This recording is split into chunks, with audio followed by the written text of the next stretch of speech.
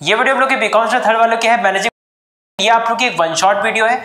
इस वीडियो के अंदर ये वाले टॉपिक हम यहाँ पर डिस्कस करेंगे। अब टॉपिक समझने से पहले ये जान लेते हैं कि हम लोग के लिए सबसे ज्यादा वैल्यूएबल चीज क्या होती है कंपनी के अंदर। हम लोग के एम्प्लॉय, वर्कर, ये सब हम लोग के लिए ज्यादा जरूरी है, क्योंकि इन्हीं की वजह से हमारी कंपनी बढ़ती है और इन्हीं की वजह से हम एक्सपेंड कर पाते हैं। तो यानी कि ये हमारे लिए एक असेट्स होते हैं, ठीक। तो यानी कि हमारे जो ह्यूमन है, मतलब ह्यूमन रिसोर्स का मतलब क्या हुआ कि हमारे लिए क्या है, ये बिगेस्ट असेट्स है, जिनकी स्किल, नॉलेज और इनके काम को यूज करके हम अपने लिए फायदा गेन करते हैं। इसे ही बोलते हैं ह्यूमन रिसोर्स मैनेजमेंट।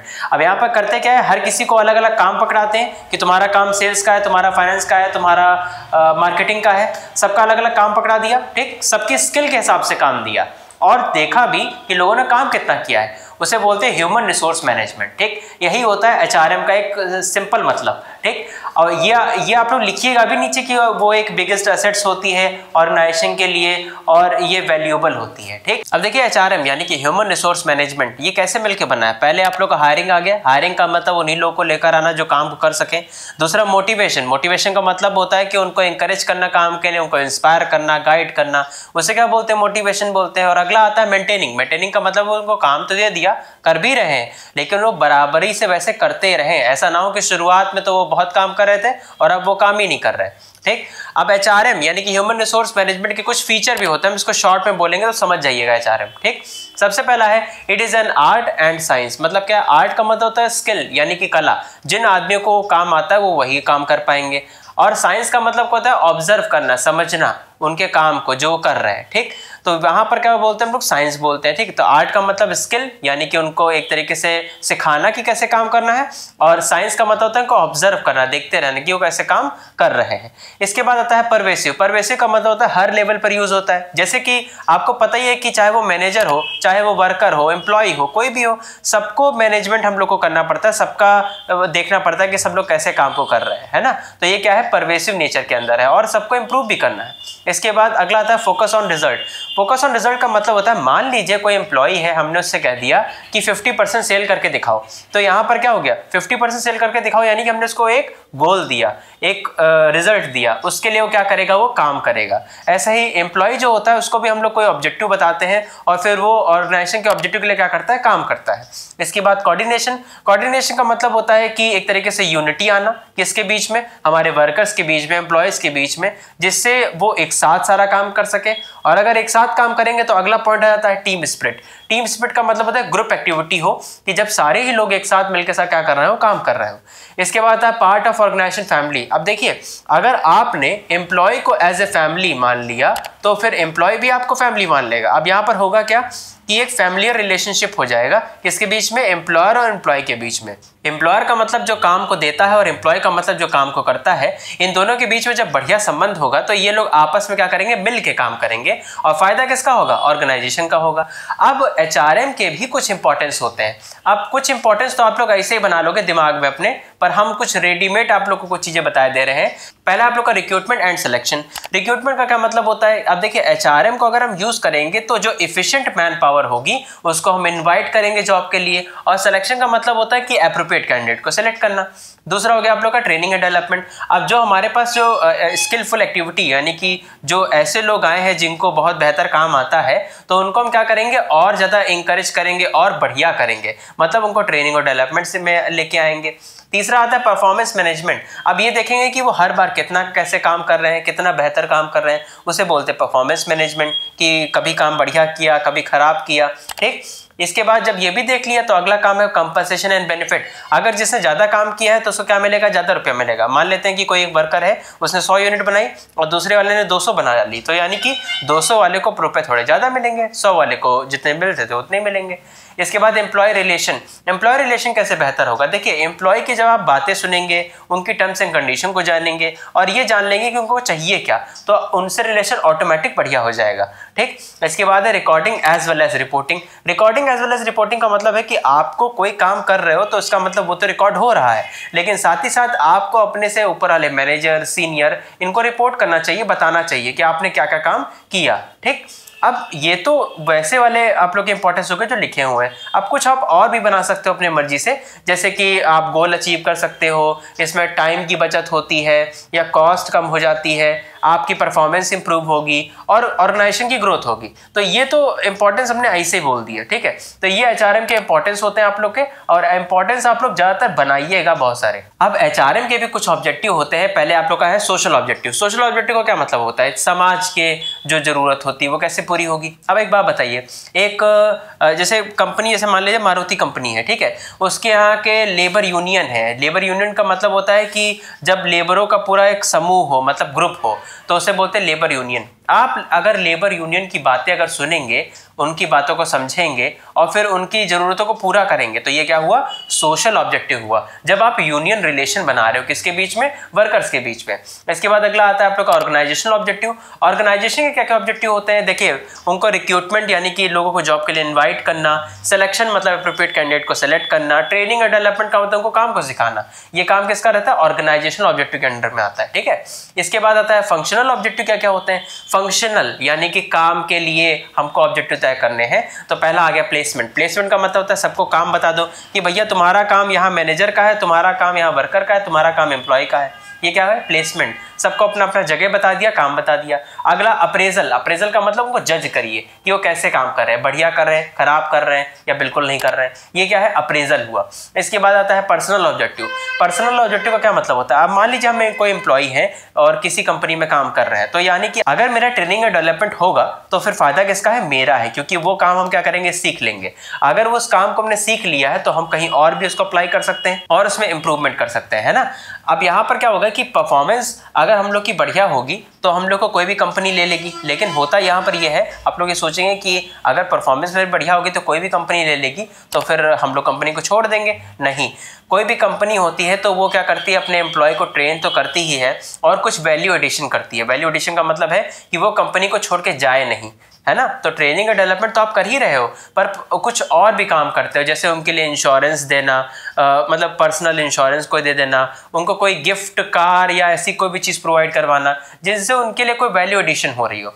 ध्यान दीजिए, अगर पर्सनल ऑब्जेक्टिव के अंदर आपको ये सारी चीज़ें मिल रही हैं तो कोई भी ऑर्गेनाइजेशन का एम्प्लॉय छोड़ के नहीं जा सकता। अब एक होता है आप लोग का एचआरपी। एचआरपी का क्या मतलब होता है? Human resource planning. अब देखिए कितने आदमियों की हमको कहाँ कहाँ जरूरत है, ये चीज़ों को अगर हम लोग को जानना है तो हम लोग क्या करते हैं? एचआरपी करते हैं, ह्यूमन रिसोर्स प्लानिंग करते हैं। इसमें हम लोग ये जान जाएंगे कि हम लोग को कितने लोगों की ज़रूरत है, कब ज़रूरत है, कौन से डिपार्टमेंट में ज़रूरत है। इसे क्या बोलते हैं? एचआरपी बोलते हैं। अब एचआरपी को भी करने का भी एक प्रोसेस होता है।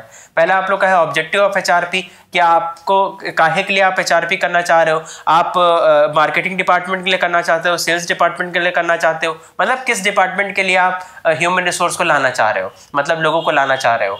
तो ये हो गया पहला ऑब्जेक्टिव। दूसरा हो गया आप लोग का analysing current man power inventory. मतलब क्या है? अब हम लोग ये देखेंगे कि मेरे पास करंट इन्वेंट्री मतलब मैन पावर कितने हैं। जैसे मान लेते हैं मेरे पास 70 एम्प्लॉय अभी हैं, ठीक, तो ये क्या हम लोग के करंट मैन पावर इन्वेंट्री हो गई। ये पता लग गया कि हम लोग पास 70 एम्प्लॉय हैं। इसके बाद तीसरा है फॉरकास्टिंग डिमांड एंड सप्लाई। इसका मतलब यहाँ पर यह है कि हम लोग अब ये देखेंगे कि हमको आगे लोगों की जरूरत कितनी है।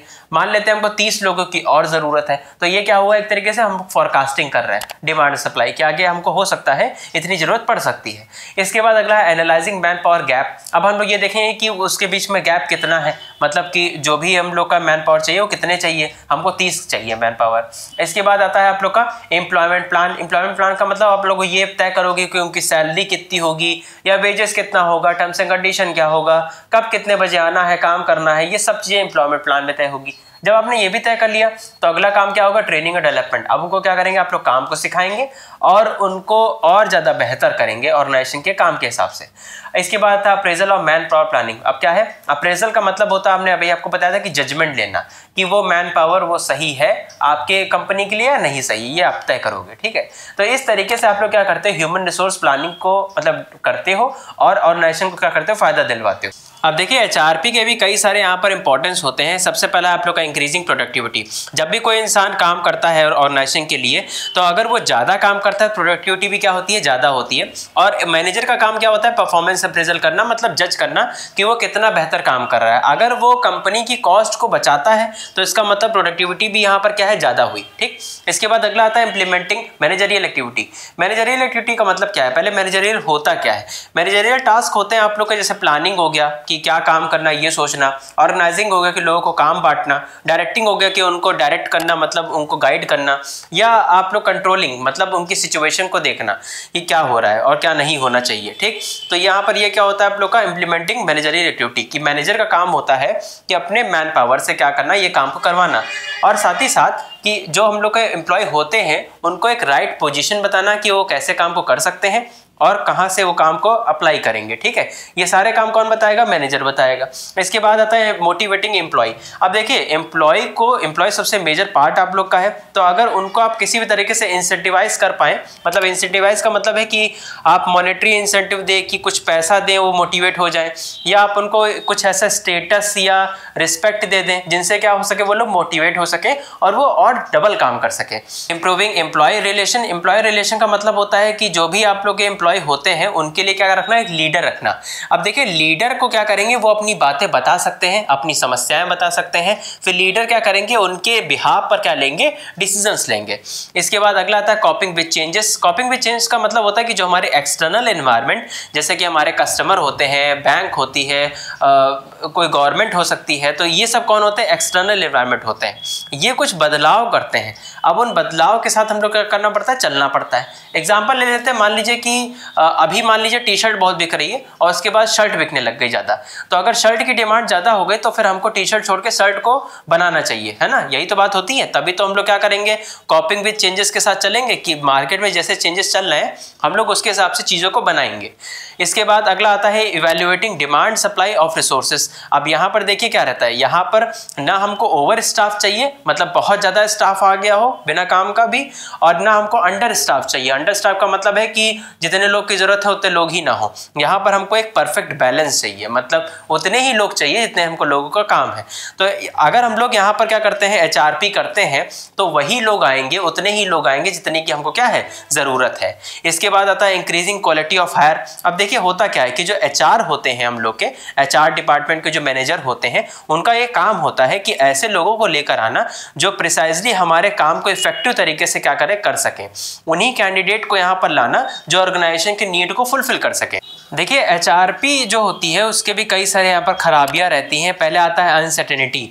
अनसर्टेनिटी का मतलब होता है कि अब जैसे कोई भी सडन कोई भी बदलाव आ जाए, जैसे कि मान लीजिए कि कोई सीजनल एम्प्लॉयमेंट आ जाए कि अभी तो लोगों की बहुत ज़रूरत है जब तक सीज़न है, और जैसे सीज़न ऑफ हुआ हमको लोगों को निकालना पड़ेगा, तो वहाँ पर HRP काम नहीं आ पाता। HRP जो होता है वो परमानेंट एक तरीके से काम करता है कि अगर अभी लोगों की ज़रूरत है तो हम क्या करेंगे, उसको पूरा करेंगे।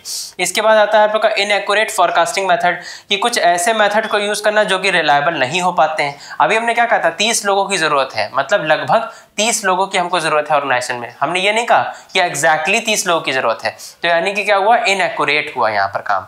इसके बाद है lack of support from top management. अब देखिए जो टॉप मैनेजमेंट डिसीजन लेगा वो तो भाई बहुत इफेक्टिव होगा, बहुत एक्सपीरियंस्ड होगा, तो वो लोग यहाँ पर तो डिसीजन ले नहीं सकते, तो भाई लोगों की क्या रहती है, यहाँ पर एब्सेंस होती है। अगर टॉप मैनेजमेंट डिसीजन नहीं लेंगे तो फिर उतने बेहतर एम्प्लॉय नहीं आ पाएंगे, क्योंकि HR अपनी एक्सपर्टीज़ के हिसाब से ही डिसीजन ले पाएगा। इसके बाद आता है आप लोग का इनएडुकेट इन्फॉर्मेशन सिस्टम, या अगर हम लोग को इन्फॉर्मेशन ही गलत मिली है तो वहाँ पर लोगों को एम्प्लॉयमेंट भी क्या होगा, गलत मिलेगा, और लोग फिर ज़्यादा आ जाएंगे ऑर्गेनाइजेशन के अंदर। इसके बाद आता है time consuming and higher cost. अब देखिए यहाँ पर क्या होता है कि टाइम कंज्यूम तो होता ही है, क्योंकि उनको पहले पूरी प्लानिंग बनाना, फिर उनके लिए रिक्रूटमेंट करना, मतलब इनविटेशन भेजना, तब वो क्या करेंगे, भरेंगे फॉर्म को, और उसके बाद फिर जाके सारा प्रोसेस होगा, तो इसमें टाइम तो कंज्यूम होगा और कॉस्ट भी ज़्यादा लगेगी कि हम लोग उसको मतलब करेंगे ना कि एडवर्टाइज करेंगे कि हमको इतने लोग की ज़रूरत है, तो वहाँ पर कॉस्ट भी लगेगी। इसके बाद अगला आता है lack of participation and coordination among the operating manager. अब देखिए ऑपरेटिंग मैनेजर जो होते हैं वो अगर अपनी तरीके से काम करने लग जाते हैं, टॉप लेवल की सुनते ही नहीं है, तो वहां पर भी एचआरपी काम नहीं आएगा। मतलब होता यहाँ पर ये है कि जो आप लोग के ऑपरेटिंग मैनेजर होते हैं उनको डाउट रहता है, उनको एक तरीके से मिसट्रस्ट रहता है, किसके ऊपर? टॉप लेवल के ऊपर। तभी के लिए क्या रहता है यहाँ पर एचआरपी वर्क नहीं कर पाता अगर ऑपरेटिंग मैनेजर ही उनका कोई भरोसा ना कर रहा हो। अब देखिए जॉब एनालिसिस का मतलब क्या है? जॉब एनालिसिस का मतलब होता है कि हमारे जो टास्क है, रिस्पॉन्सिबिलिटी है, स्किल है या क्वालिफिकेशन है जॉब के लिए, वो सारी चीजें हम लोग क्या करते हैं? एनालाइज करते हैं कि किसका क्या काम होगा, किसकी क्या रिस्पॉन्सिबिलिटी, मतलब किसको क्या काम दिया जाएगा, उसकी स्किल क्या होगी, क्वालिफिकेशन क्या होगी पर्टिकुलर जॉब के लिए, उसे क्या बोलते हैं हम लोग? जॉब एनालिसिस बोलते हैं। अब देखिए जॉब एनालिसिस के भी कई सारे यहाँ पर प्रोसेस होते हैं। सबसे पहले आता है प्लानिंग। प्लानिंग का मतलब पहले ये तय कर लिया जाए कि उन लोग के गोल और पैरामीटर्स क्या होंगे, किन लोग के, जो भी पर्सन होगा जिसको हम लोग जॉब को प्रोवाइड करवा रहे हैं उसका गोल और पैरामीटर क्या होगा, ये पहले सेट हो जाना चाहिए प्लानिंग के अंदर। इसके बाद आता है डेटा कलेक्शन। अब डेटा कलेक्शन में ये देखा जाएगा कि जो भी इंफॉर्मेशन हमको चाहिए उस पर्टिकुलर जॉब के लिए, वो क्या क्या चीज़ें कहाँ से मिलेंगी हमको। पहले तो इंटरव्यू से मिलेगा। इंटरव्यू के अंदर आप लोग कोई चीज़ों को बोलेंगे, बताएंगे, तो पता लग जाएगा कि आपकी स्किल नॉलेज इस बारे में है। या फिर आपको ऑब्जर्व करा जाए आपके टास्क को देखने के बाद कि आप कैसा काम करें, उसके हिसाब से तय हो कि आप बढ़िया काम करते हो कि खराब करते हो। इसके बाद है डेटा एनालिसिस। डेटा एनालिसिस के अंदर ये देखा जाएगा कि आपका काम क्या होगा, आपकी ड्यूटी क्या होगी, आपके पास स्किल क्या होनी चाहिए, या आपका कोई स्टैंडर्ड यानी कि गोल होना चाहिए किसके लिए, जॉब को करने के लिए।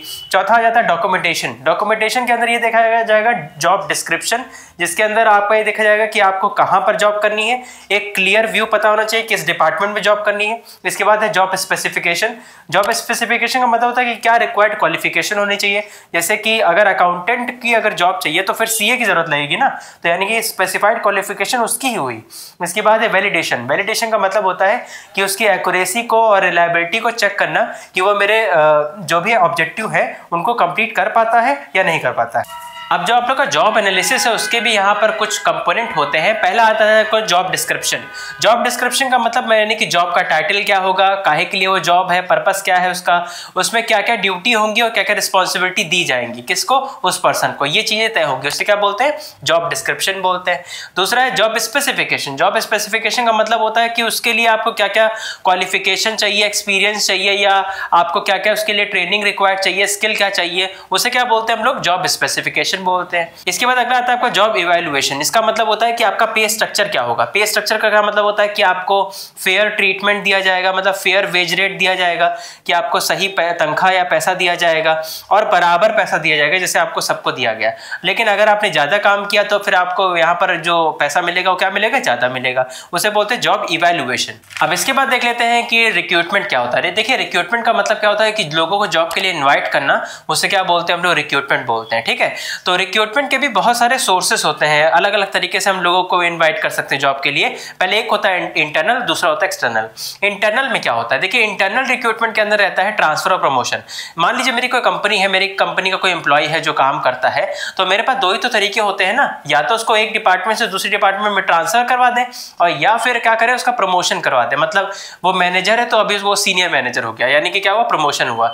तो इंटरनल की दो ही चीजें आती हैं, एक होती है ट्रांसफर और दूसरी होती है प्रमोशन। ठीक, इसके बाद आता है एक्सटर्नल। एक्सटर्नल में क्या क्या चीजें होती हैं, पहला होता है डायरेक्ट रिक्रूटमेंट। डायरेक्ट रिक्रूटमेंट का मतलब जैसे लेबर में क्या भर्ती कराई जाती है, तो वो उनका क्या होता है, डायरेक्ट रिक्रूटमेंट होता है। उनमें कोई ज्यादा फॉर्म भरने की जरूरत नहीं पड़ती है, ना कुछ ऐसा प्रोसेस लगता है, तो वो क्या है, डायरेक्ट रिक्रूटमेंट है। इसके बाद होता है कैजुअल कॉलर्स। कैजुअल कॉलर्स का मतलब होता है कि आप क्या करते हो कि अपने जॉब का जो जैसे सीवी होता है या डॉक्यूमेंट होता है, वो आप जॉब में क्या कर देते हो, जमा कर देते हो। उसके बाद क्या होता है कि जब कंपनी को रिक्वायर्ड होता है, आप मतलब कंपनी को अगर उस पर्सन की रिक्वायर्ड है तो कंपनी क्या करेगी, उसको कॉल करेगी और उसको बुलाएगी, उसे क्या बोलते हैं, कैजुअल कॉलर्स बोलते हैं। इसके बाद एडवर्टाइजिंग। एडवर्टाइजिंग का मतलब होता है कि आप कहीं भी प्रिंट मीडिया एड में क्या करें, वहां पर आप कोई मतलब इश्तिहार दे दें कि आपको इतने लोगों की जरूरत है, जैसे न्यूज़पेपर में आता है, तो वो क्या हुआ, एडवर्टाइजिंग हुआ। इसके बाद आता है एम्प्लॉयमेंट एक्सचेंज। एम्प्लॉयमेंट एक्सचेंज का मतलब होता है कि अगर कोई एक डिपार्टमेंट से दूसरे डिपार्टमेंट में एम्प्लॉय अगर जाता है तो उसे क्या बोलते हैं, एम्प्लॉयमेंट एक्सचेंज बोलते हैं। ये तभी यूज होता है जब कंपनी को कोई स्पेसिफाइड जॉब के लिए या इमरजेंसी में कोई जरूरत लगती है, तब यहाँ पर यूज होता है। इसके बाद आता है प्लेसमेंट एजेंसीज। प्लेसमेंट एजेंसीज का मतलब होता है कि जैसे आपने देखा होगा कि कई सारी एजेंसीज होती हैं जो जॉब प्रोवाइड करवाती हैं। जैसे अपना कोई कोर्स उन्होंने करा लिया और कोर्स कराने के बाद कहा कि हम आपको जॉब प्रोवाइड करवाएंगे, तो ये कौन होती है? प्लेसमेंट एजेंसियां होती हैं। ये प्राइवेट एजेंसी होती हैं जो क्या करती हैं, जॉब को प्रोवाइड कराती हैं। या फिर कैंपस रिक्रूटमेंट, जो आपको पता है कि MBA करने के बाद जॉब मिल जाती है, ऐसा लोग कहते हैं। तो एक तरीके से क्या है, कैंपस रिक्रूटमेंट हुआ। यहाँ पर क्या हुआ कि आप कैंपस में कोई कोर्स करके और उसके बाद फिर आपको जॉब मिल जाए वहीं से। इसके बाद आता है लेबर कॉन्ट्रैक्टर। लेबर कॉन्ट्रैक्टर का मतलब होता है लेबर यूनियन का जो हेड होता है उसे क्या बोलते हैं? Labour contractor. अब ऐसे मान लीजिए हम कंपनी है, हमको लेबर चाहिए, तो हम कहाँ जाएंगे? लेबर कॉन्ट्रैक्टर के पास जाएंगे। वो उसके पास क्या होंगे? नंबर ऑफ लेबर होंगे। इसके बाद है एडवर्टाइजिंग ऑन टेलीविजन, जो आज की डेट में है ही नहीं। जैसे पहले के ज़माने में क्या दूरदर्शन चैनल होता था, अभी भी है, तो उसमें क्या होता है कि जॉब के बारे में सब कुछ आता था कि इतनी जॉब यहाँ अवेलेबल है। तो एडवर्टाइजिंग ऑन टेलीविजन था, ये ओल्ड मेथड है। इसके बाद आ रहा है वेब पब्लिशिंग। वेब पब्लिशिंग का मतलब जैसे सरकारी रिजल्ट.com या नौकरी.com, इन सब जगहों पर क्या हो आए, मतलब इनविटेशन आए कि आप लोग इतने कैंडिडेट की यहाँ ज़रूरत है, तो उसे बोलते हैं वेब पब्लिशिंग। अब एक होता है आप लोग का सिलेक्शन।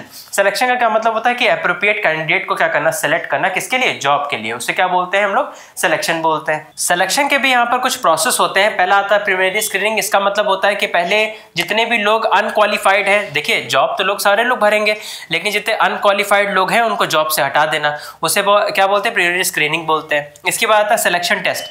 अब जो भी कैंडिडेट आता है जॉब के लिए उसका वेरियस मतलब कई टाइप से टेस्ट लिया जाता है। जैसे एक होता है इंटेलिजेंस टेस्ट, जिसमें आपका IQ देखा जाता है कि आप कितने बेहतर हो। दूसरा एप्टीट्यूड टेस्ट, इसके अंदर देखा जाएगा कि आपकी लर्निंग पावर कितनी है, आप कितनी जल्दी चीज़ों को स्किल को सीख लेते हो। इसके बाद है आप लोग का पर्सनैलिटी टेस्ट। इसमें देखा जाता है कि आपका बिहेवियर कैसा है, किसके मतलब ऑर्गेनाइजेशन के अंदर, और एटीट्यूड आपका कैसा है, इंटरेस्ट कहाँ है, उसे क्या बोलते हैं? पर्सनैलिटी टेस्ट बोलते हैं। इसके बाद है ट्रेड टेस्ट। ट्रेड टेस्ट का मतलब होता है कि आपकी एग्जिस्टिंग स्किल नॉलेज कितनी है, उसे क्या बोलते हैं? ट्रेड टेस्ट बोलते हैं। और इसके बाद आता है इंटरेस्ट टेस्ट। इंटरेस्ट टेस्ट का मतलब होता है कि आप कौन सी टाइप को जॉब को करने में आप ज़्यादा बढ़िया लगता है आपको, उसे क्या बोलते हैं? इंटरेस्ट टेस्ट बोलते हैं।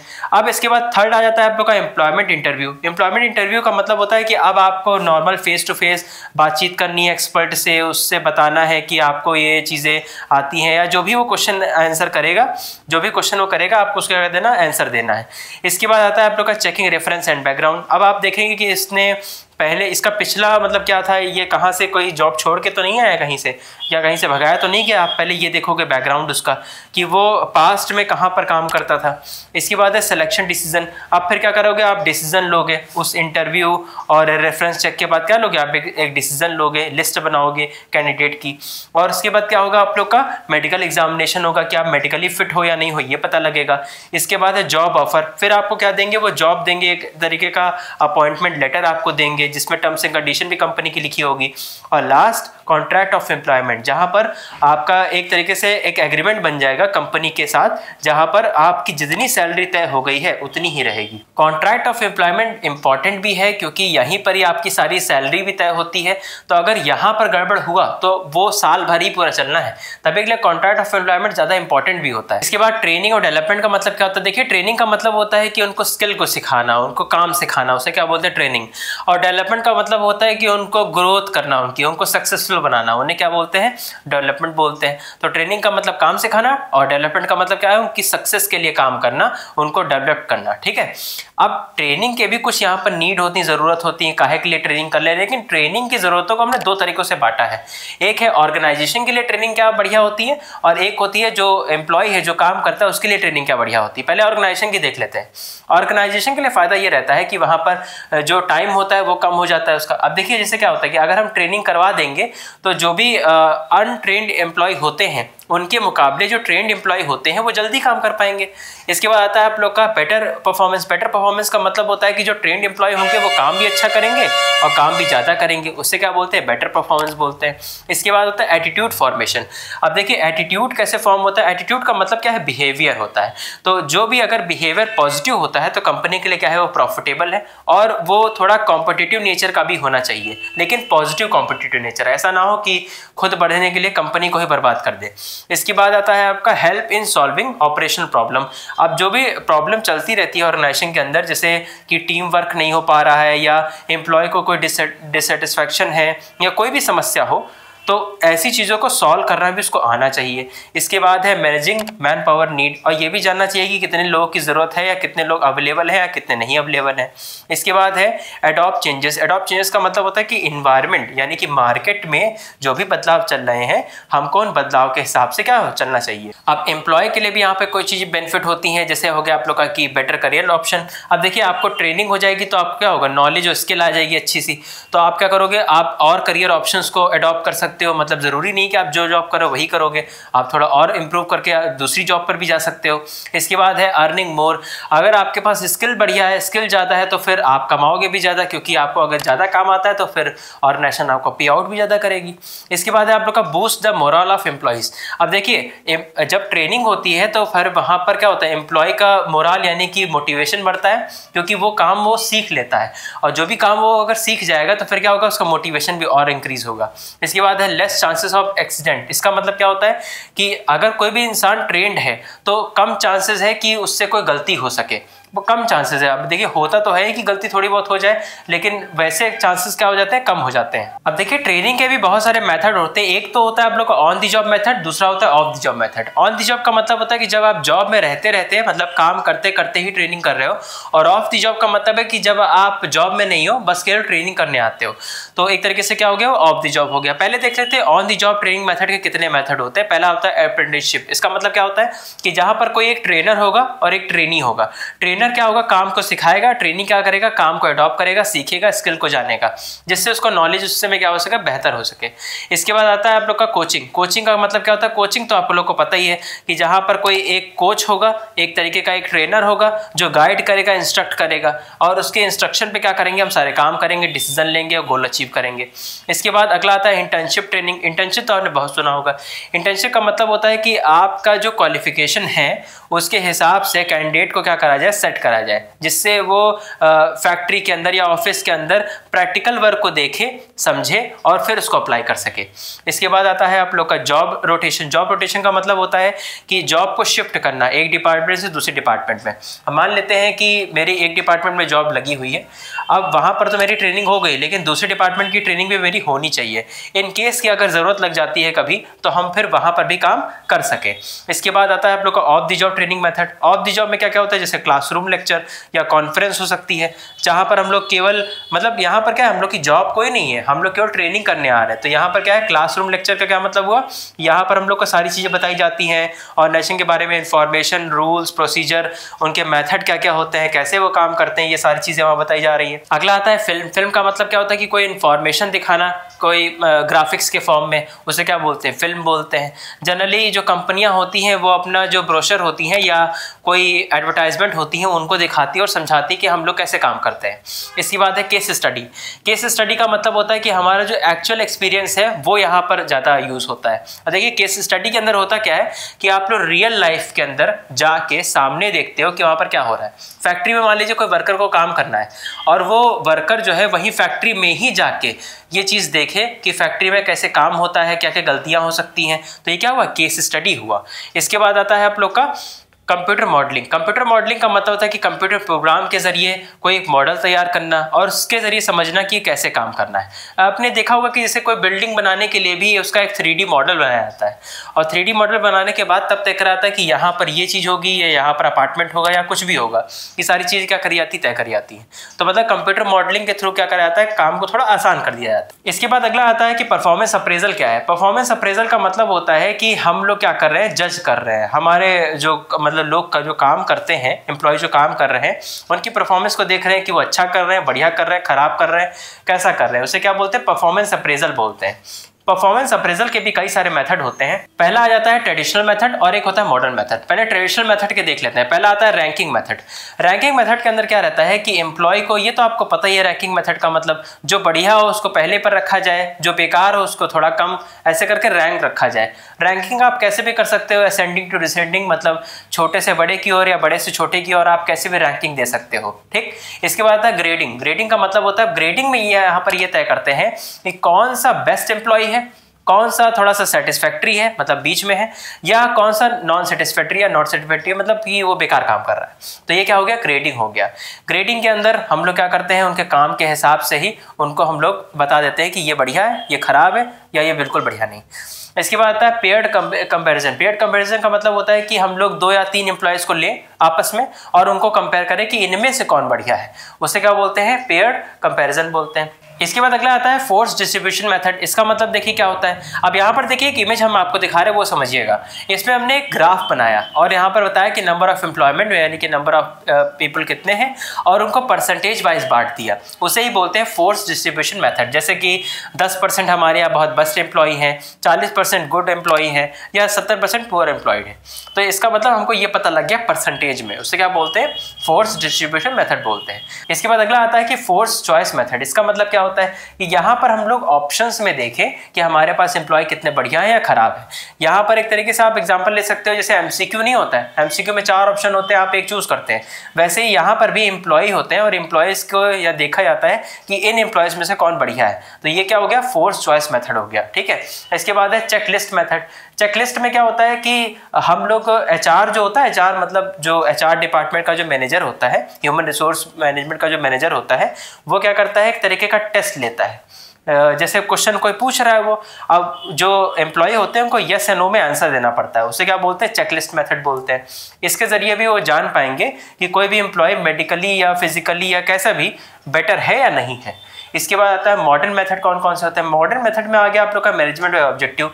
मैनेजमेंट बाय ऑब्जेक्टिव का क्या मतलब होता है कि यहाँ पर यह तय करा जाता है कि जो मैनेजर और एम्प्लॉय होते हैं वो साथ में मिल के काम करते हैं, किसके लिए, एक कॉमन गोल के लिए, जो भी ऑर्गेनाइजेशन का होता है, उसे क्या बोलते हैं, मैनेजमेंट बाय ऑब्जेक्टिव बोलते हैं। यहाँ पर केवल मैनेजर जो होता है वो एम्प्लॉय से काम नहीं करवा रहा है, दोनों साथ में मिलकर काम कर रहे हैं, तब जाके काम हो पा रहा है। अगला आता है आप लोग का बिहेवियरली एंकर्ड रेटिंग स्केल। इसका मतलब क्या होता है कि देखिए, अब जैसे भी एम्प्लॉय काम करता है तो ये देखा जाता है कि उसमें क्वालिटेटिव या क्वांटिटेटिव चीजें क्या है। क्वालिटेटिव का क्या मतलब हो गया कि वो कितना बढ़िया काम करता है, उसे क्या बोलते हैं, क्वालिटेटिव। और क्वांटिटेटिव का मतलब होता है उसने कितनी यूनिट बना डाली है, उसे क्या बोलते हैं, क्वालिटेटिव बोलते हैं। ये जो एंकर्ड लिखा है इसका मतलब क्या होता है, ये एक तरीके का सपोर्ट देना, स्टेबिलिटी देना, सिक्योरिटी देना, किसको, हमारे एम्प्लॉय को, जिससे वो और बेहतर काम कर सके। इसके बाद आता है असेसमेंट सेंटर। इसका मतलब क्या होता है, असेसमेंट सेंटर का मतलब होता है कि कुछ टेस्ट लिया जाए, वो चाहे रिटन फॉर्म में हो चाहे वो ओरल हो, वो टेस्ट लिया जाए। अगर वो टेस्ट को पास कर लेता है तो इसका मतलब है कि वो सही है, अगर पास नहीं कर पाता तो अभी भी इंप्रूवमेंट बाकी है उसका। इसके बाद अगला आता है 360 अप्रेजल। 360 अप्रेजल का मतलब होता है कि जैसे आप हैं, अगर हमको आपके बारे में जानकारी चाहिए तो फिर हम कई लोगों से मांग सकते हैं, आपके दोस्तों से मांग सकते हैं, आपके पेरेंट्स से मांग सकते हैं, आपके टीचर से मांग सकते हैं। इसका मतलब क्या हुआ, 360 अप्रेजल मतलब आपके इर्द गिर्द जितने लोग हैं सबकी फीडबैक मांगेंगे और पता लगाएंगे कि आप कैसे हैं। जैसे कि कोई एम्प्लॉय होता है तो एम्प्लॉय को अगर हमको पता लगाना कि कैसा है तो हम मैनेजर से पूछेंगे, कस्टमर से पूछेंगे, या डायरेक्ट रिस्पॉन्ड जो भी कर रहा हो उससे पूछेंगे और पता लगाएंगे कि आप कैसे हो, है ना।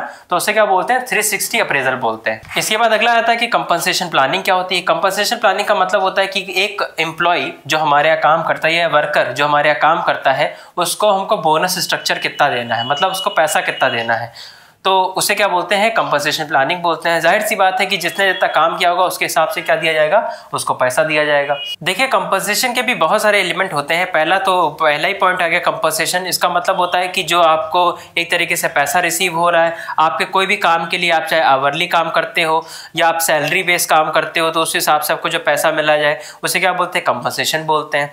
दूसरा हो गया आप लोग का वेलबींग। वेलबींग का मतलब होता है कि आपको एक वर्क इन्वायरमेंट ऐसा दिया जाए जहाँ पर आप एक तरीके से आराम से काम कर सको, आप अपना ऑर्गेनाइजेशन का भी काम कर सको और अपना पर्सनल टाइम भी निकाल सको। जैसे वर्कर नहीं होते, वर्कर काम भी करते हैं, साथ ही साथ उनको एक इंटरवल दिया जाता है जहां पर वो थोड़ा रेस्ट कर सके।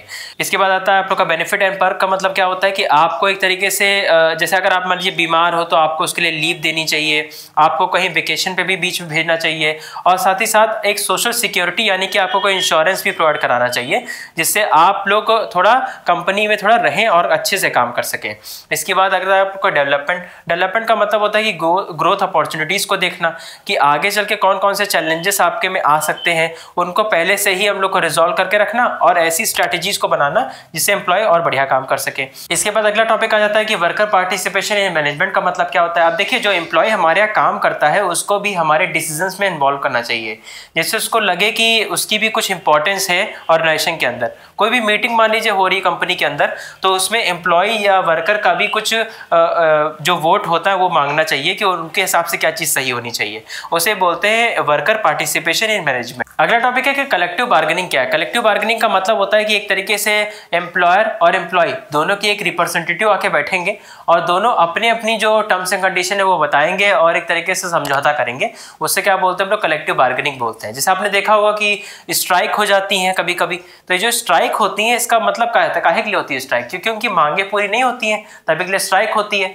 अब स्ट्राइक होने के बाद क्या होता है कि एक तरीके से नेगोशिएशन होता है, दोनों के बीच में समझौता होता है कि आप इतने पे मान जाओ, हम इतने पे मान जाएंगे। तो एक तरीके से यहाँ पर ये क्या हुआ, कलेक्टिव बार्गेनिंग हुआ, जहां पर दोनों आपस में अपनी टर्म्स एंड कंडीशन को बताते हैं, बैठते हैं, समझाते हैं कि मेरी ये टर्म्स एंड कंडीशन है, वो कहते हैं मेरी ये टर्म्स एंड कंडीशन है, और उसके बाद काम करते हैं। आप लोग मतलब ये कहोगे कि इतने सारे एम्प्लॉय हैं, इतने सारे मैनेजर हैं, वो आपस में मिलकर बैठ के बात कैसे करेंगे? देखिए, होता क्या है कि ये लोग अपना कोई एक रिप्रेजेंटेटिव तय करते हैं, एक लीडर तय करते हैं। वो लीडर ही आके आपस में बातचीत करते हैं और उसके बाद डिसीजन लेते हैं और फिर वो सब लोग मान जाते हैं।